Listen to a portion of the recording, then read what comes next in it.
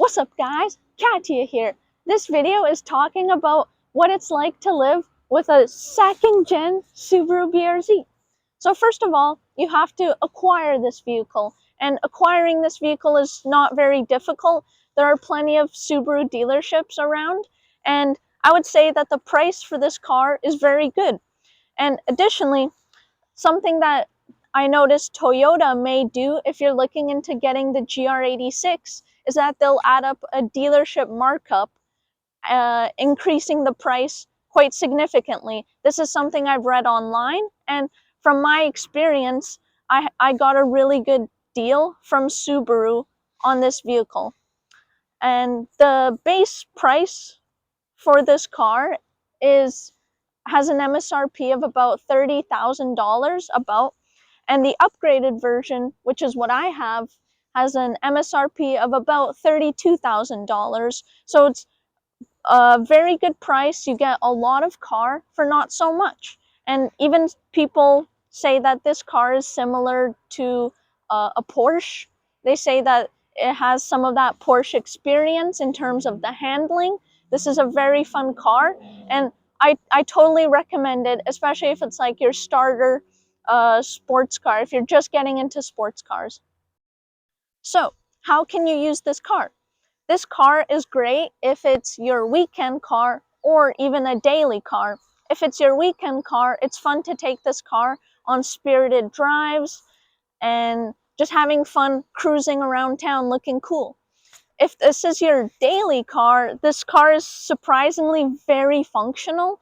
It has a lot of trunk space and it's a comfortable ride, but make sure that you are not driving many people. So this car can fit two easily, of course, and it does have back seats, but those back seats are not very practical, and you can fit potentially up to three people, but one of those people would have to be very small, like me.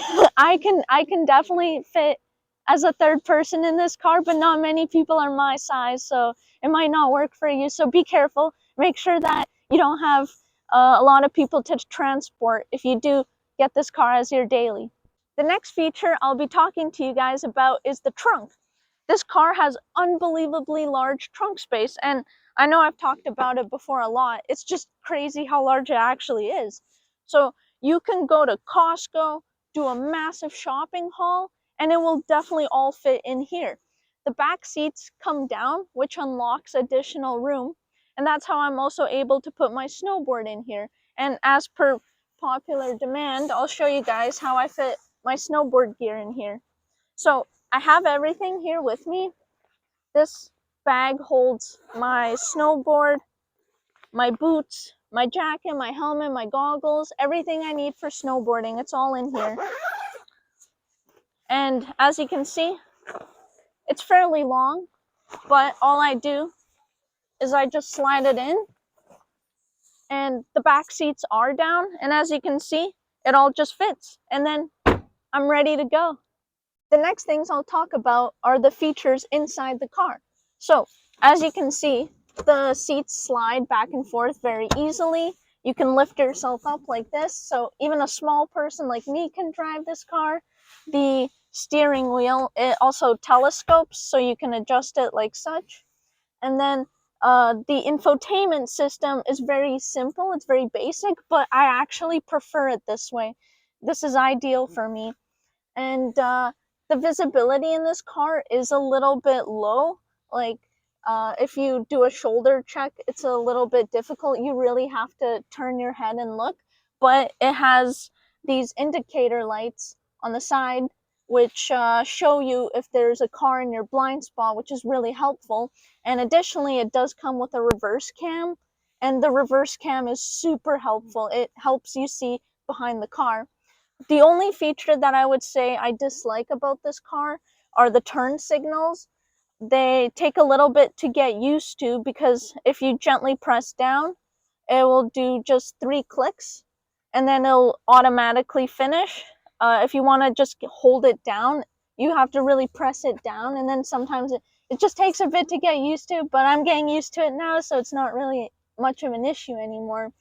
And that's what I have for the inside of this car. Another thing I like about this car, which may be surprising, is the fuel. So this car has a requirement of 91 octane minimum, and it can take up to 94 octane. It prefers 94 octane, and this makes me feel super cool at the gas station because I stand there and I get to click 91 or 94, and I'm like, oh yeah, it's like, it makes me feel like a race car owner. So, and you might think like, oh, the fuel prices might be a bit higher, but the car's fuel economy is actually really good, so it kind of evens out. And honestly, just makes you feel really cool. The most important feature about this car, though, is how fun it is to drive. It comes in a manual transmission, it handles great, and it definitely has enough power. And you also just look so cool when you're driving this car. I get a lot of compliments when I take this car around to places. So, what about tracking this car? If you have the GR86 or BRZ, these cars are definitely trackable.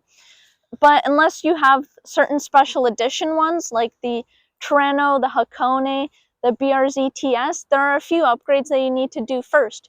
One of those upgrades is the brakes. So these are those stock brakes that it comes with, but you would want something such as Brembo's to have a bit more braking power and to address brake fade. And then there's also another issue, which is oil starvation, and this occurs on the track due to prolonged right turns.